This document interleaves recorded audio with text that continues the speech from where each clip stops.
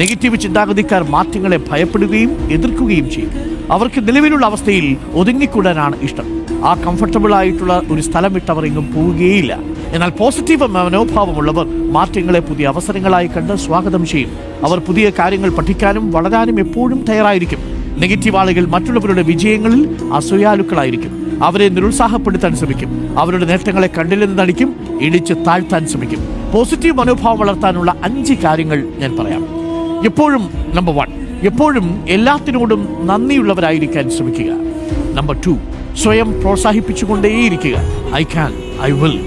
Number 3, പരിഹാരാധിഷ്ഠിത ചിന്ത എപ്പോഴും വളർത്തുക. പ്രശ്നമുണ്ടാക്കാനല്ല, ഒരു പ്രശ്നത്തിന്റെ സൊല്യൂഷനിലേക്ക് ചിന്ത ആദ്യം പോവുക. നമ്പർ 4, നല്ല ബന്ധങ്ങൾ കെട്ടിപ്പടുക്കുക.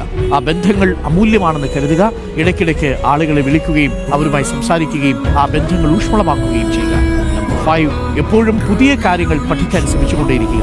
എന്തെങ്കിലും ചെറുതാണെങ്കിൽ പോലും പുതിയൊരു കാര്യം പഠിക്കാൻ ശ്രമിക്കുക, പുതിയൊരു കാര്യം വായിക്കാൻ ശ്രമിക്കുക, കാര്യങ്ങളെ പോസിറ്റീവായി